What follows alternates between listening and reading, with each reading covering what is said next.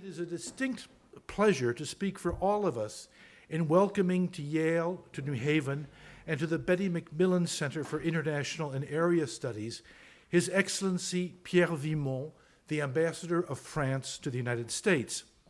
Ambassador Vimont, a distinguished graduate of both the Institut d'études politiques and the École nationale d'administration, has been a member of the French Foreign Service since 1977. His postings have taken him to London as First Secretary, to the Press and Information Office at the Quai d'Orsay, to the Institute for East-West Security in New York, and to the European Union in Brussels. Ambassador Vimont has served as Deputy Director General of Cultural, Scientific, and Technical Relations, and also as Director of European Cooperation. From 1999 to 2002, Mr. Vimont was Ambassador and Permanent Representative of France to the European Union. Following that assignment, he spent 5 years as Directeur de Cabinet to the Ministry of Foreign Affairs. Last August, he was appointed by President Sarkozy as Ambassador to the United States, where he replaced Jean-David Levitte, who many of us here remember from the analysis he shared with us shortly after the first Iraqi elections of the then new turn in Franco-American relations. This afternoon, as Nicolas Sarkozy prepares to assume the presidency of the European Union, Ambassador Vimont will speak to us on the subject France, Europe, and the United States. What prospects for transatlantic relations? Ambassador Vimont?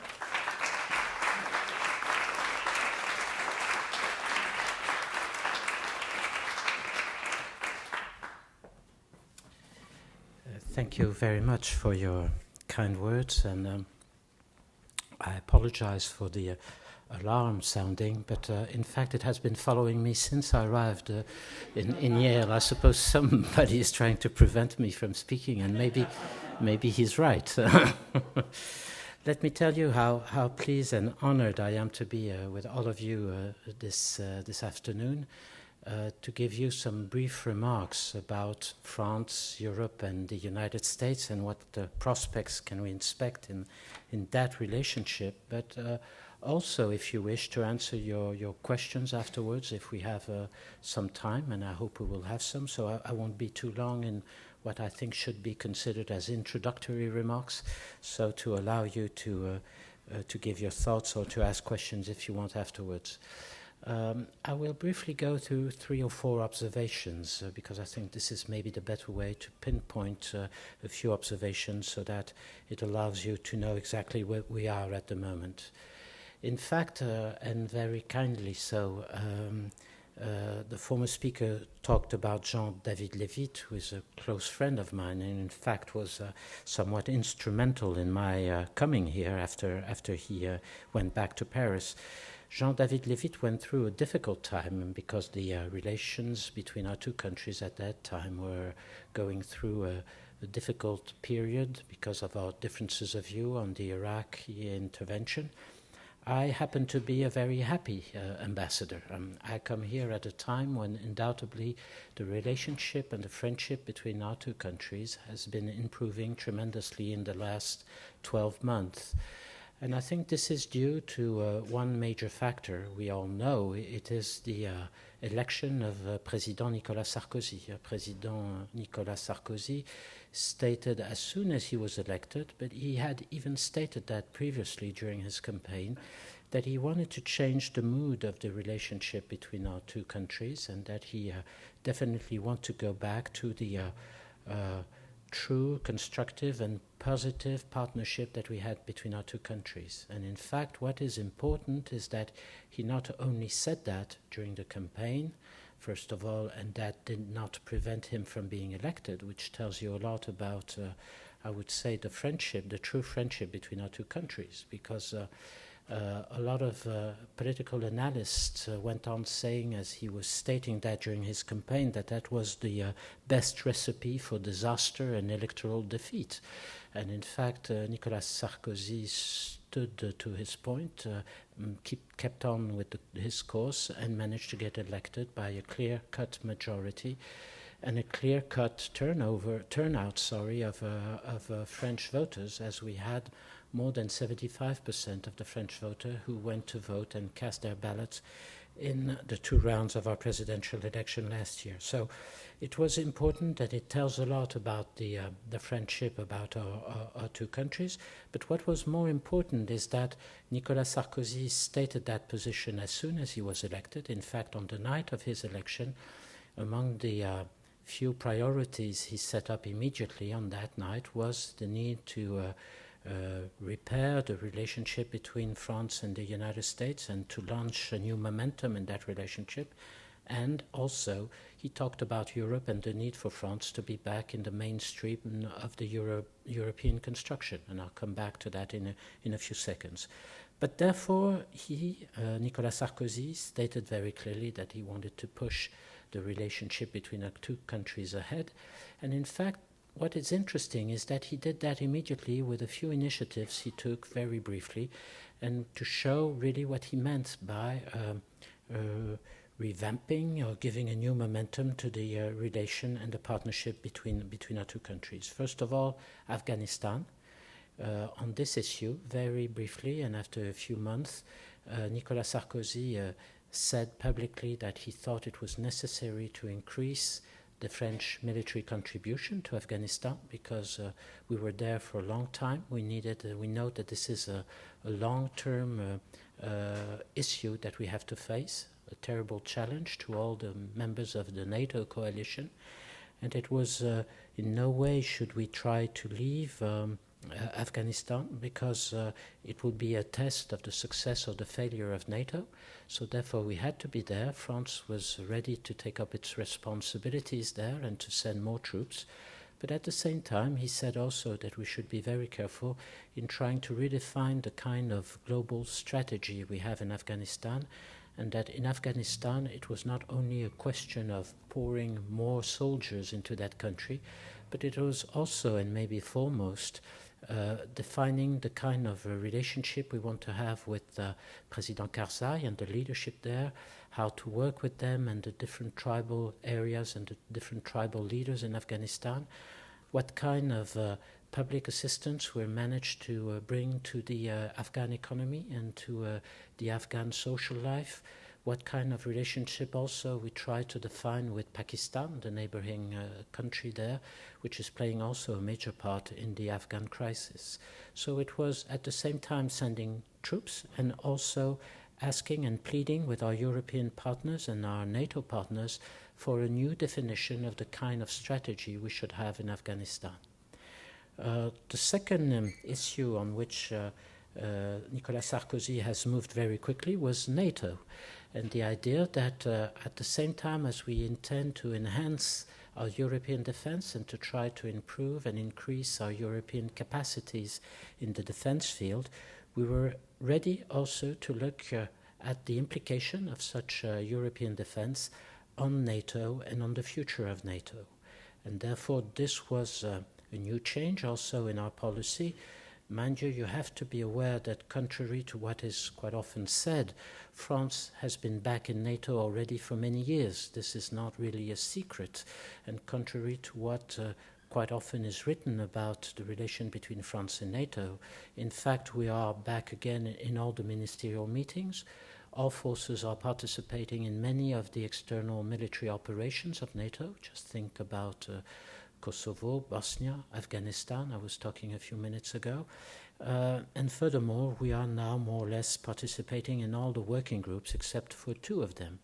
So when we're talking about going back into NATO, one has to understand that in fact we're already there for most part of it. And what is left really is the question of getting some of our officers back into the hierarchy and the military organization, the integrated military organization that is established in Brussels and in which for the time being we don't have a lot of officers being there.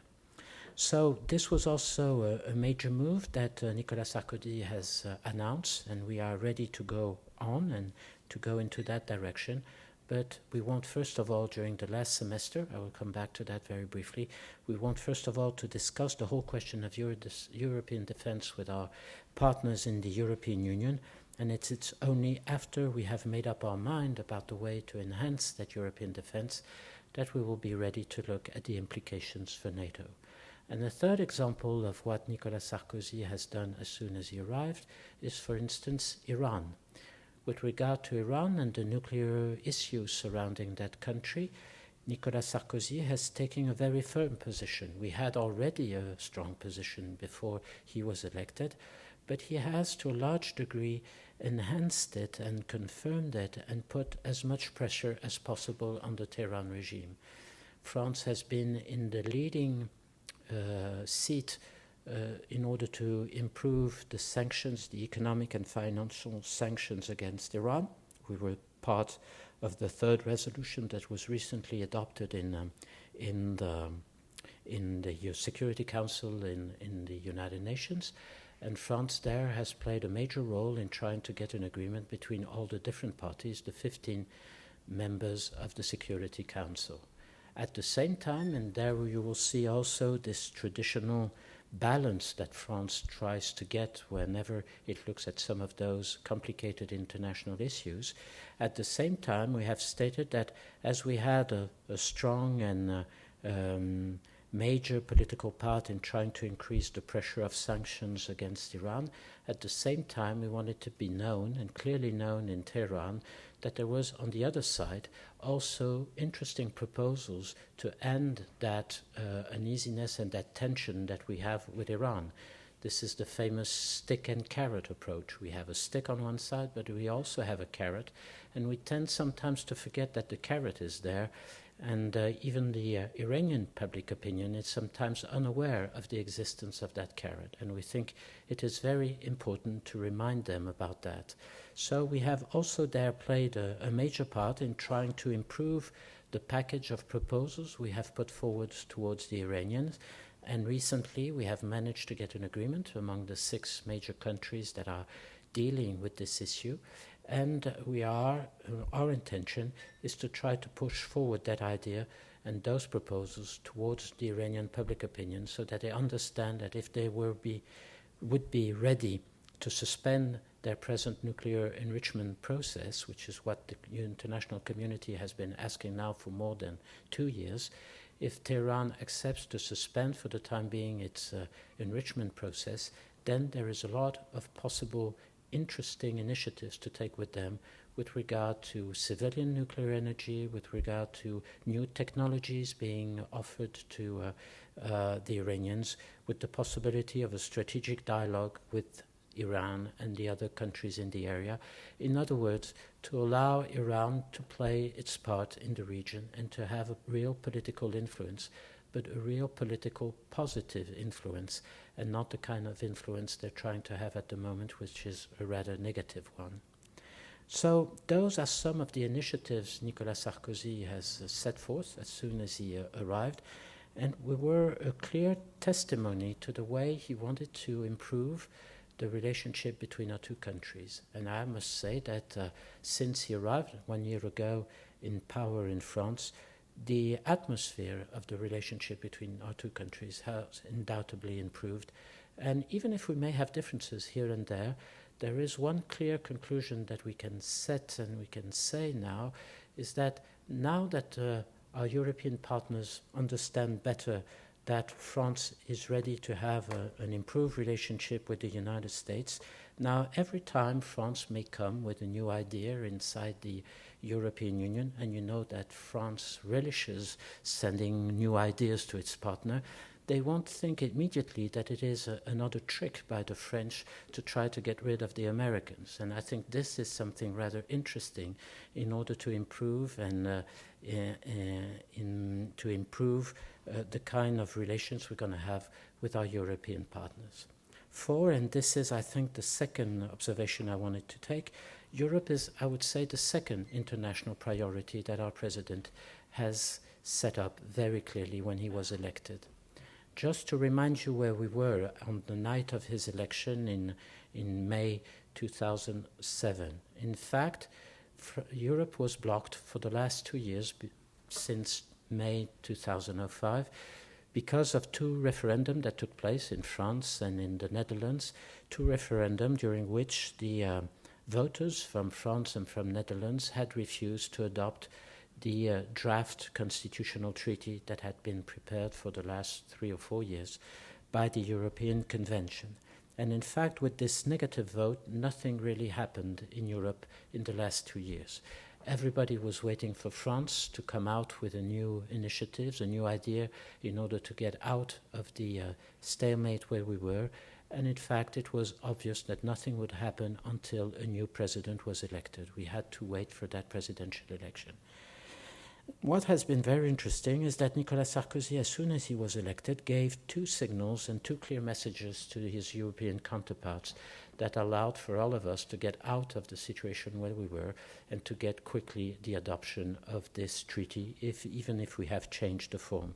The 2 ideas were very simple. The first one was to say that France wanted to become once again a clear, constructive partner in the European Union and that we would play our role in the best way possible. And the second one, which may look a little bit technical, but which was very important to our partners, was to say that if we agreed on a new treaty, France would ratify this treaty through the parliament and not anymore through a referendum. And that, of course, was the clear signal to our partners that we were serious about that treaty.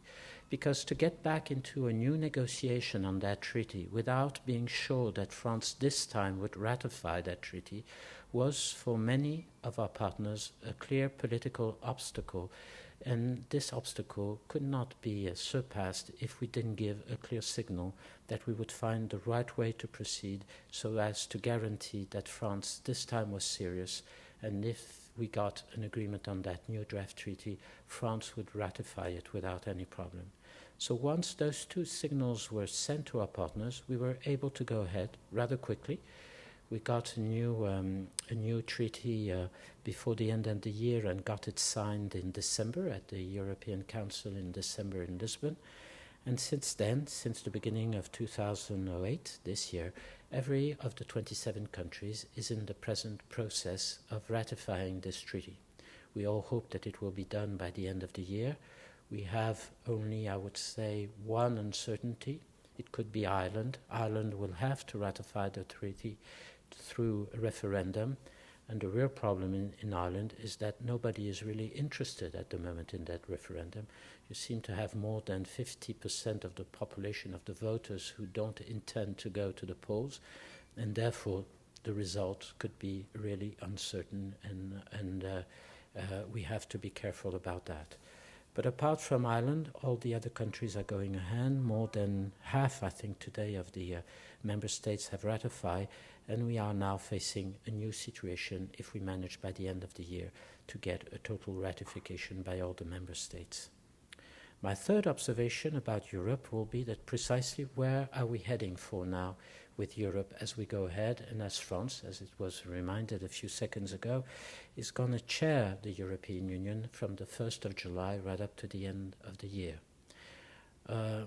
Being the president of the European Union is in fact a very modest charge. I mean, in the sense that you have to play this charge with great modesty and not try to come out with great initiatives, but look really at what are the challenges that are there on the table and try in your own modest way to push as far as possible the solutions that we're trying to find among the 27 countries and try to give to the presidency that will follow you, the Czech Republic on this occasion, to try to give to the Czech Republic a burden of work to do that will be as much alleviated and as light as possible when they take over the presidency.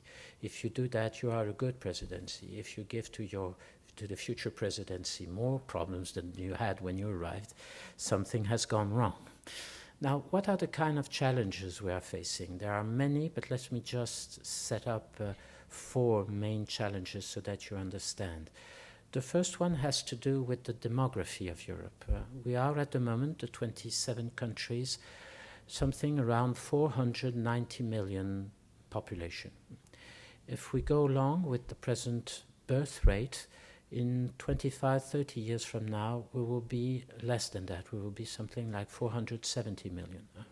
which means that we will have a drop of something like 20 million people in our European Union. And this is due to the fact, as I was mentioning a few seconds ago, due to the fact that in most of those countries, with the exception of France, mind you, the birth rate doesn't allow the population to be replaced one to one. France is the only country which is so far managing to do that. And therefore that brings about the whole question of immigration, of legal immigration, not illegal, but legal immigration, as we will need to find people to get some of the jobs that we will have as we go along and as our economy will grow on. And if we go along for legal immigration, that means that all the 27 of us, of our countries, need to have a common set of rules of how we will allow some of these people to come in. What kind of common rules will we have for the people who will come and apply for a right of entry into one of the European countries? What do we do for people who apply for political asylum also? Do we manage to set up a common set of rules there also? France has a clear idea about what we should try to do, mostly support the legal immigration based on people coming to find a job, and not only to allow immigration of people who want to gather with their family that is already there. You know, at the present moment in France, we open the doors mostly to family gathering, family reunion. 90% of our immigrants, legal immigrants, come for that purpose, and only 10% come for jobs. And we would like to change that balance to get something like 50%, 50-50. Half coming for jobs, half coming for family reunions. And we would like to see if our partners share this idea and try to get a common agreement on that. We also have to ask for those legal immigrants who will come, ask them to have some notions about French language and about how our French society is working, so they don't get so that their integration, I would say, in the French society will be as easy as possible. So these are the kinds of ideas we want to share with our partners to see if we can all agree. That's for the first challenge, the demographic one. The second one has to do a lot with innovation and competition. At the moment, if you look at the European figures, at the figures inside the European Union, our research represents something like 1.8% of average of the GDP of our countries, where we wanted to go as far as 3% when we launched an economic strategy in Lisbon at the beginning of this 21st century, when we wanted to make the Europeans as competitive as possible in the global economy. So we have to bridge that gap, and there is a lot of work that we must do in order to improve our research sector and our innovation and the part we can play in new technology. This brings about a lot of problems, and I won't go into too many of them because we don't have too much time here. But let me just remind you that, for instance, in France, at the moment, the financing of the research sector is mostly on the shoulders of the government. 2/3 of the financing, of the research financing, has to go through public money. And of course, we need to promote more private financing through enterprises or endowments, etc., in order to get a better balance. And we are very far from that at the moment. And most of the European countries are more or less in the same situation as we are. So we have to work much more on that as we go ahead. The third challenge, and therefore that will also be a main priority on the French presidency, is the climate change, the questions about climate change and energy. We happen to be lucky in Europe because by different decisions that have been taken so far, the impact of greenhouse gas emissions, it's much lower than, for instance, in your country, with a difference from 1 to 3 or 1 to 4 even in some places. Of course, for a country like France, this is due to a large part to the proportion of nuclear energy that we have. You know that 80%, nearly 80%, between 75 and 80% of our electricity is from nuclear origin. And therefore, that helps us a lot to stick to the commitments that were accepted by the European Union with regard to the Kyoto Protocol, as we have signed and accepted to go along. But we want to go further than that, and this is where discussion will have to go on between Europeans, as we have decided between the 27 of us that we would also go for new sources, renewable resources, and that share of renewable resources would be in 2020 more than 20% of the total amount of energy resources. So we have to work on that. We have to take national commitments now that we have set up that European commitment, that European goal. And this also will be one of the major priorities that we will have to face during our presidency. And the fourth and last challenge we're facing is the one I mentioned briefly about when I talked about European defense. It is, I would say, the world challenge. In other words, what contribution can Europe bring today to world affairs? As we go on wanting to have a stronger integration among European partners, we really need to see what kind of role, what part can Europe play in the world tomorrow. And mind you, this is not easy. I'm talking about defense, I'm talking about foreign policy. It's not easy because we're 27 today, and to try to get a common position on any kind of international issue we're facing today when we are 27, this becomes a major challenge in itself. For those of us who have been working in Brussels for many years, never forget that for some of us who started to work on those issues at the end of the 70s, we were at that time only 9 around the table. Then Greece came in, then Spain, then Portugal. We, for many years, were then 12 around the table. Then we became 15, and now we're 27. And that brings about practical problems that you may think are not too important, but in fact are very important in our everyday working life. That means a lot of interpreters that have to be around the table, and some of them cannot translate directly from Estonian to French. They have to go through German or British, for instance, which means that you have a long time in terms of translation, which means that when you're trying a joke in order to hearten the meetings, people don't understand your joke until five minutes later. So the whole atmosphere is not exactly the one you're wishing. And furthermore, that if only you allow the different ministers to speak around the table, the 27 of them, ministers, they like to speak 5 or 10 minutes. 10 minutes, it's nearly 3 or 4 hours of a tour de table, as we say in France, which means that when you have ended a first round of the table with those 27 ministers, the meeting is more or less over and everybody wants to get back to his capital. That means that those meetings are becoming very formal. Nothing really interesting is really happening there. And more we have to think of better ways to give more flexibility to that European Union and to those European meetings. And if we really want to have a strong foreign policy able to play its part, with Europe playing its part in the Middle East peace process, with regard to Iraq, with regard to Kosovo, with regard to Burma, that means that more and more we will have to think about setting up new rules, flexible rules, in order to allow some of those countries, some of those European countries, which are the most interested in those issues, to take the lead and to try to work together with the other countries, allowing this small group of countries to take the lead and go ahead and join them later on if they wish so, but to alleviate the process so that we are managed to have something that is efficient, constructive, and positive.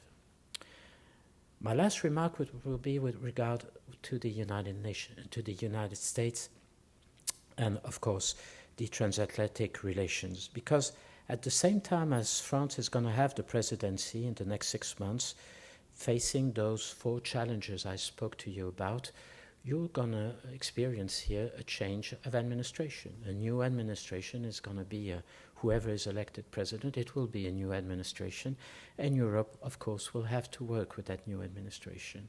And what is very interesting is at the time when France will represent Europe, you find out that many of the challenges we're facing in Europe are also some of the major challenges we, partners of the transatlantic relationship on each side of the Atlantic, are going to face exactly the same. And therefore, there is no doubt that we need to work together on many of those issues. Because what is interesting and what I would like to stress for 1 second is that as we go along in the global world that we're facing today, and we discover little by little all the consequences for our economy, for the question related to environment, we may not have understood well enough and precisely enough what would be also the consequences of the global world for diplomatic relations and for all our international affairs. In other words, as we go along and as the world is becoming more and more complicated and complex, it is becoming more and more difficult for one country to just think that they're going to find a solution for everybody. It is becoming more and more complicated to think that each of those issues we're facing has only one dimension, whether it be military or political. Quite often they're both, and there are many others issues related also to that, and many other dimensions. The religious one, the cultural one, the social one. And we're finding that now we're facing issues, think about Afghanistan, but think also about Iraq. Think about the peace process as it is going on, which is becoming more and more complicated because all the issues that are appearing in the Middle East are now more and more connected. One can find out that as we go ahead, what is happening with the Hamas in the Palestinian territories has something to do also with Syria, with the Hezbollah in Lebanon, with Iraq, with Iran, of course, which is there very much over all those issues. And as we go along, we discover that now all those issues are more and more complex and that we have all of us to work together. So first of all, we certainly have to work between the United States and Europe. Let me just name some of those issues that we were going to face together. Climate change, of course, of which I was talking a few minutes ago. But think also about the whole question of non-proliferation, nuclear non-proliferation. As we go ahead and we try to solve the Iran issue, you can be assured that we will think more and more about how to adapt the non-proliferation rules that exist at the moment, the NPT treaty that is there at the moment, that we have to modernize and find new ways of controlling nuclear activities in all the different countries. So non-proliferation will be certainly a major issue. But think also about the turmoil and the disorder at the moment, the crisis in the financial market. As we find out that we will have to find some way of bringing more order into those markets, maybe some regulation, it will certainly be of the responsibility of many of our countries to try at least to exchange views, exchange our expertise, exchange our experience to see how we go ahead. And therefore, there is no doubt that as we go along, we will have to work together on this. But it's not only about those issues. I think it is also about the method. And this is the last observation I would like to give to you. As we go along, we are discovering that nowadays we have to bring more countries inside I would say, the mainstream of diplomatic action. Let me give you another example, still related to Iran. As we go along and we try to push our idea and to convince the Iranians that they should suspend their present enrichment process, we have discovered that countries like Brazil, like South Africa, like Mexico, like Indonesia or others could be very helpful in getting the message through to Iran and trying to put some friendly pressure on the Iranians. And therefore those countries really need to be on board and to be able to discuss with the 6 major countries that are at the moment trying to find a way through to the negotiation with Iran. And this can be true also about many other issues. And this is why France is of the opinion that as we go along, we need to have new international institutions where all those countries will be represented. We can't go on with the Security Council in New York, which has only 5 permanent members and which leave outside of this group of the 5 permanent representatives country like, and just think about it for a second, Japan, Germany, Brazil, South Africa, and many others. And the same thing is true about the G8 meeting. We have meetings every year at the level of the heads of state and government, who are there to discuss about the present economic situation. And there, in those meetings, you don't have China, you don't have India, you don't have Brazil, or you don't have South Africa. And it seems to us, at least to France, and I think we're not alone in saying that this cannot go on. If we want to keep legitimacy, if we want to keep some sort of international authority, even if we just only keep credibility, we need to open these meetings and these institutions to those countries, because nowadays, with the global economy, with the global war we're facing, those countries are playing a major part.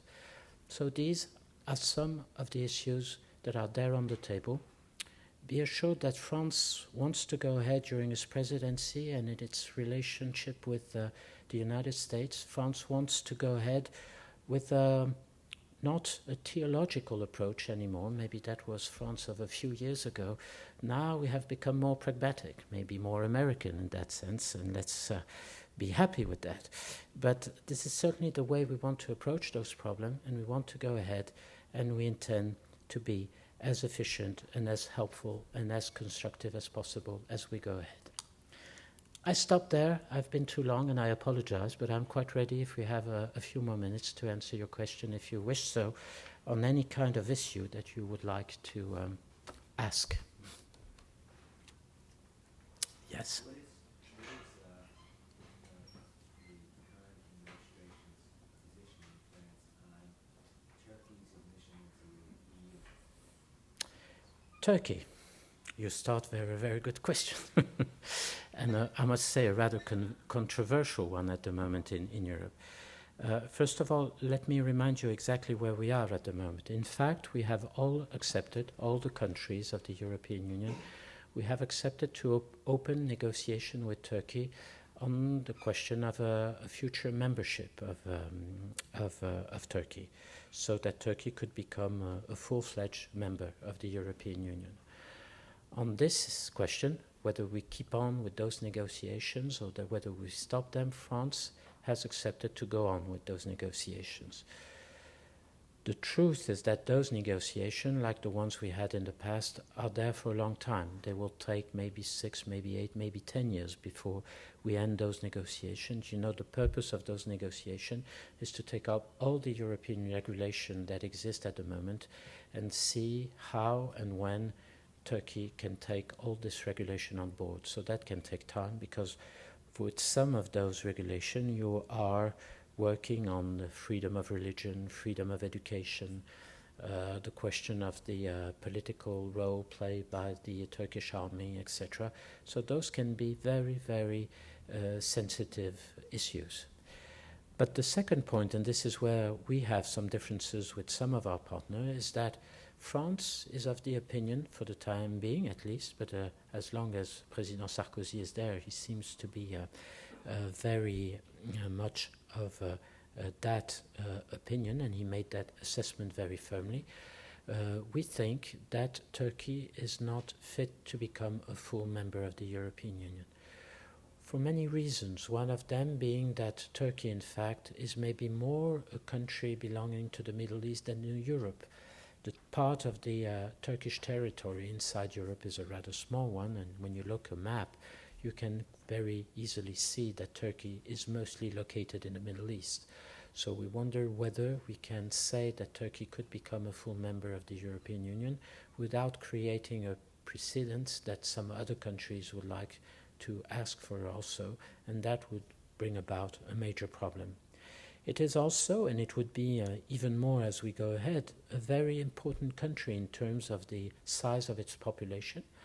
In fact, if Turkey should become a member, when Turkey would come in the European Union, it would be the first largest country in terms of population, even larger than Germany.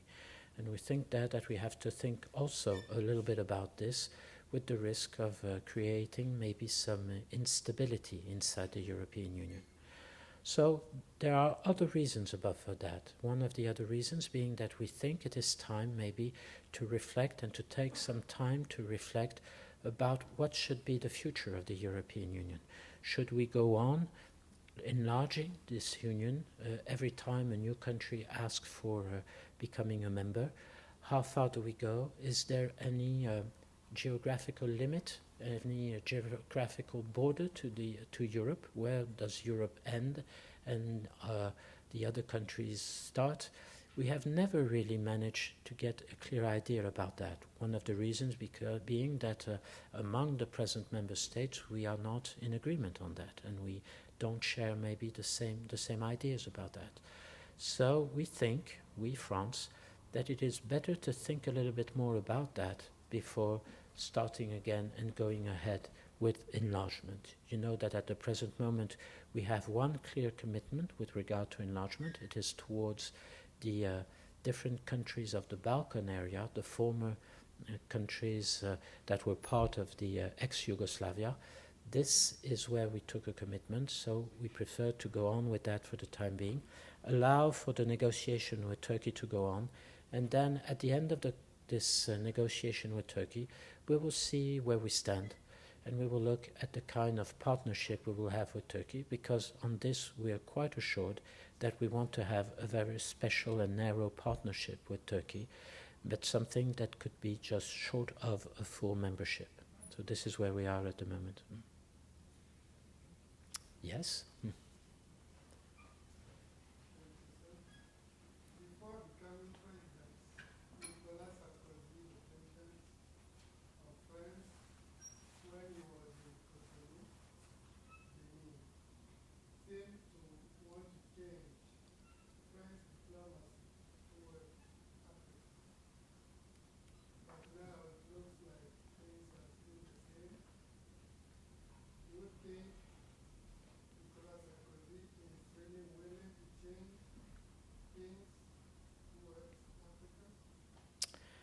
I think so, because since his visit to Cotonou many months ago, he has he went to other countries and has made different statements, and the latest one was while he was in South Africa, and he made there a very important speech.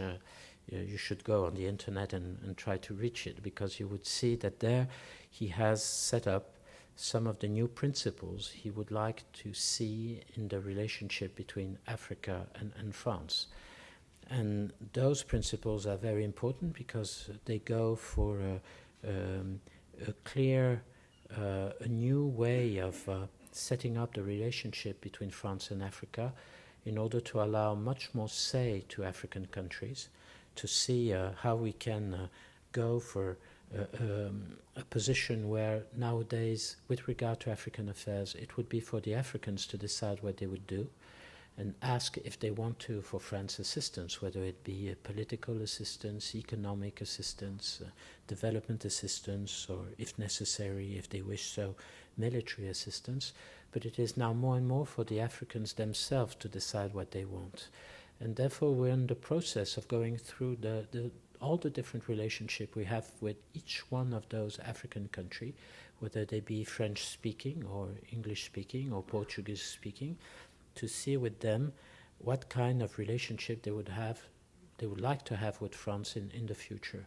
So we're starting this process of changing rather profoundly our relationship with regard to Africa. We're only at the beginning of it, so you will see maybe still some transitional and provisional situation being there, but we're really going into that direction, and let's see what will come out of this. But the willingness to change our relation is there and very much there at the moment. Yes, sir? I'm a citizen of the European Union, but my studies here focuses on the history of modern China. And so my question will deal with mainly the past relations with China. So I ask my question has three parts. The first is, to what extent do you feel that the French public has recognized the kind of weight and momentum of the anti-French protests that recently have been happening in China owing to the Olympic protests? Secondly, do you think that the way the French government and other European governments have handled this crisis pertaining to China suggests that perhaps France and European governments in general don't really have the same kind of coherent and cohesive policy towards confronting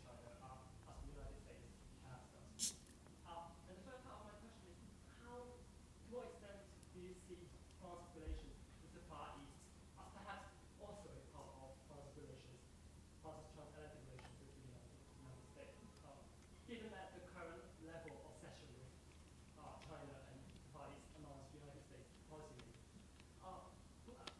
am I not right to suggest some of the problems you identified with America's unilateralism comes from European policymakers' failure to recognize a huge part of the world, a huge chunk of the world that the United States is very concerned with, and that European policymakers simply don't observe? Before coming to some of the specific points you set up, let me tell you that the Europeans are very much aware of the importance of the Far East, of China in particular, but of all the countries.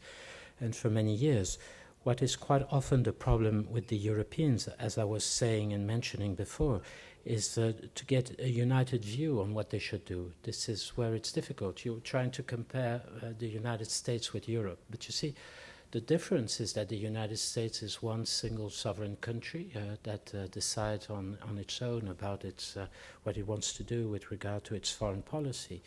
In Europe, we are 27, and at the moment, and contrary to what is sometimes thought of about Europe, is that foreign policy was not there at the beginning when we started the European Union, because we had failed right at the beginning of the 50s to agree among ourselves on what we wanted to do with regard to defense and foreign policy. In fact, the whole European construction started only with with the economic matters. We created a single economic market. It took us 30 or 40 years to do that. We talked about agriculture, about fisheries and things like that. But at the beginning, we never talked about foreign policy because it was thought as being too federalist for some, and France among others. We didn't talk about defense, etc. So we've come rather lately to start thinking of having among ourselves a common foreign policy and try to set up common positions on issues. And as soon as those issues become controversial, we have difficulty in speaking with one voice. And come to the point you stressed at the beginning of your question, the question of the present situation with regard to China. Precisely, we managed to agree only on a very low profile, and nothing really precise or concrete came out of those meetings, and we stayed there. So what did France do? France, not the only one, but at least I can speak for my country, decided that we should try to convince the different parties to that difficult situation to start a dialogue and a political dialogue. And at the beginning, we were told that this was over-optimistic and unrealistic. In fact, it has happened, and the dialogue has started, and we very much hope that it will bring about some good news in the end and some constructive results. And we have to wait to see what will come out of this. But we're quite aware of the uneasiness that brought in China. But we decided that it was the best course to go to push and promote the idea of a political dialogue between the Chinese authority and the Dalai Lama or his representatives. In fact, this is in the end what has started now and what we hope will arrive at a good conclusion. Yes? Yes, sorry. I realize that you can't speak for the future too terribly much, but I can try. columnists here are talking about the advice that the president is getting or asking for, with the notion that before the election there will be bombings and this sort of thing in Iran as protection for our allies in the Middle East, and I'm not exactly sure what the hope is. I could see at that point the new dialogue, so to speak, between France and the United States, since France seems to be quite different tack, being once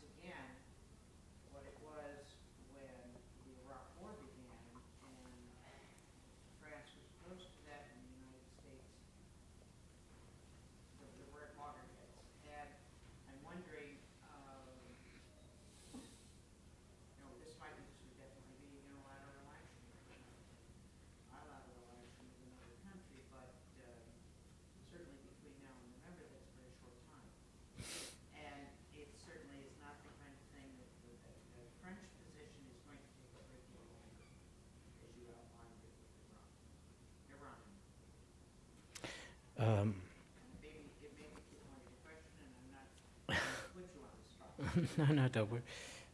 I've been asked that many times because it's true that this is a difficult question and a question that is still there on the table, whether there should be a military option with regard to Iran or not. We tend to think in France that we must not put the question as such. As I was telling previously, we had this course of having on one side the sanctions and on the other side the positive proposals, and we think we have to carry on with that démarche and that way of looking at things. And we think that as much as we have to be very firm with the Iranians and even increase sanctions as much as necessary, at the same time we have to be as open as possible with those positive proposals. And once again, we think that one of the difficulties we're facing at the moment, it is difficult to get those ideas through to the Iranians and to the Iranian public opinion. And we think we have to do some effort there because, in fact, what is the real problem at the moment is that we have the impression that in Tehran at the moment, the difference that may exist among some of the most radical inside the government and some of the most moderate inside that same government and that same regime in Tehran, those differences are there and cannot be solved, and therefore it's very difficult at the moment to get any opening or any new attitude on behalf of the Iranian regime. And we think that we have to go on pushing as much as possible in order that something happens there, because in the end, of course, it is for the Iranians to decide. So this is where we are, and this is the course we intend to go on. And we'd rather not speak for the time being about a military option, even if we understand that some others are talking about it. With regard to Iraq, and I think everything is linked, there is, as I was saying previously, we all know that today one of the difficulties is if we want to find a solution for each of those issues in the Middle East, this is going to become more and more complicated because all those issues are interlinked by the fact that the actors are the same. They are playing on each of those issues, whether it be in Lebanon, in the Palestinian territories, in Iraq, with regard to Syria, etc.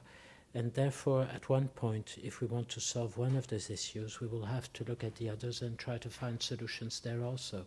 So this is why it is so complicated.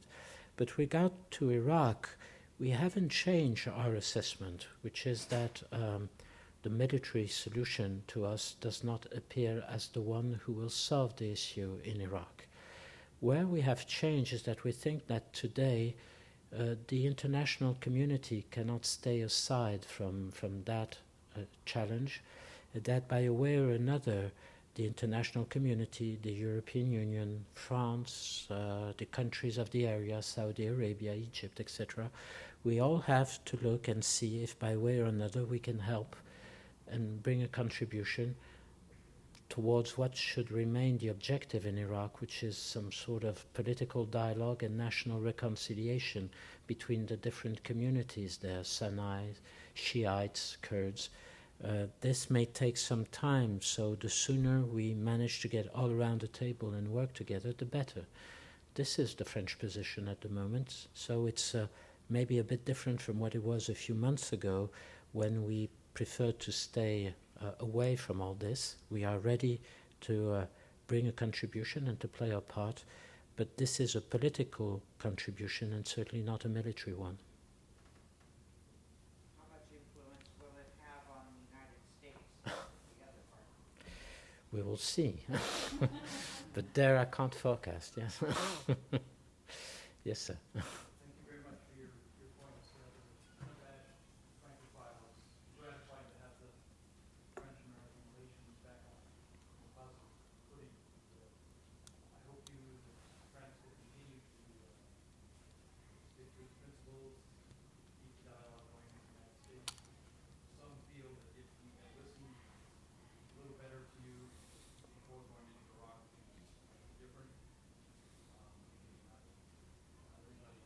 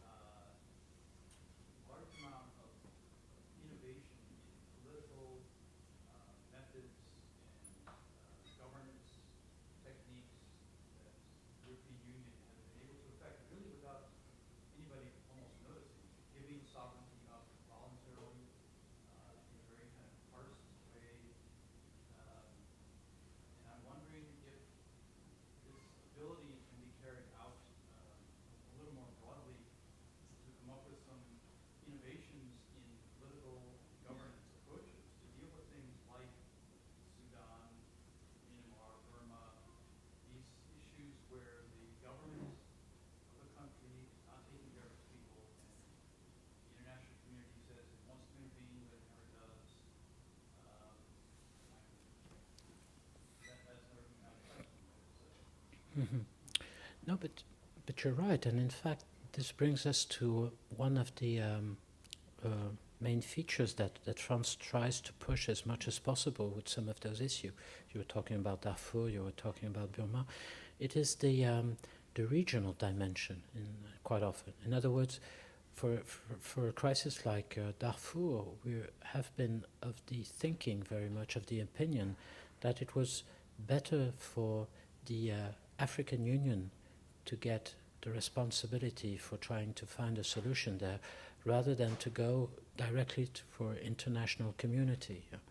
It is because quite often with some of those issues, the African Union itself has pleaded for the help of the United Nations or the others, that we have decided to get involved and to try to help. But first, we think it's better to have the countries of the region to try to solve them, because precisely if they manage to get together and to find their own way of solving the solution, it's usually the better way to do it. And that goes for Darfur, that can go also, for instance, the difficulties surrounding the Great Lakes area in Africa. That could be also the way to get out of the situation that may arise or that is arising in Zimbabwe at the moment. Rather be for the Africans to try to find by themselves the solution, because this is what we did in Europe in that time, that's what they can do. And the same thing goes with Burma. It's maybe better for the Chinese and the neighboring countries surrounding Burma to try to take the responsibility to find a solution. But the second point I would like to stress is that it's for each of those regions really to find their own way of working together. We can give our expertise if they wish so, but the situation in Europe has been very much different from the situation that may arise in those countries, whether it be the level of economic development, whether it be our history. Europe is mainly the product of many years of infighting between Germany and France, and that's because we had to go through 3 difficult wars. That after those 3 difficult wars, we started to be a little bit wiser, and that we thought that maybe we'd better try to work together rather than fight each other all the time. And this is something very exceptional, and that belongs only to our history, and on which we have been able to build something rather positive. But it's not sure that the same can be done with other countries. Think, for instance, at the kind of association that the Latin American countries are trying to have. They're trying to go along a little bit in the same way as the European Union has done so, but they're finding their own tools, their own rules, their own way of working together. And it seems to me that it's the right way to proceed, because they have their own history, their own tradition, their own relationship between themselves, and let's see what they will make out of this. That this may allow all of us to share our experience, to meet quite often. This is what we do, but at the end, it's really for them to decide what they want to do. Okay, maybe one last question, because I think I have to run after that. I have a question that continues the humanitarian issue, and besides, I understand about the regions, but what about the problems that are in pockets all around the world, and there's trafficking, such as the selling of brides, or child exploitation, or selling of organs, where it's not just local, but it's going on. And how do the 27 member states figure things out? Well, there quite often we rather go through the United Nations, because as this is really a world problem, it's for the United Nations to deal with that. And inside the United Nations, as often as possible, the 27 try to speak with one voice. And on issues like that, usually we manage there, fortunately, to have to do agree. And therefore, it's for the presidency of the European Union to speak in the name of all the 27 members. And this is what we usually do at the level of the United Nations. Mm-hmm. Okay. Mm-hmm. Let me, for all of us, thank Ambassador Vimont for his very nuanced. Thank you. Thank you very much.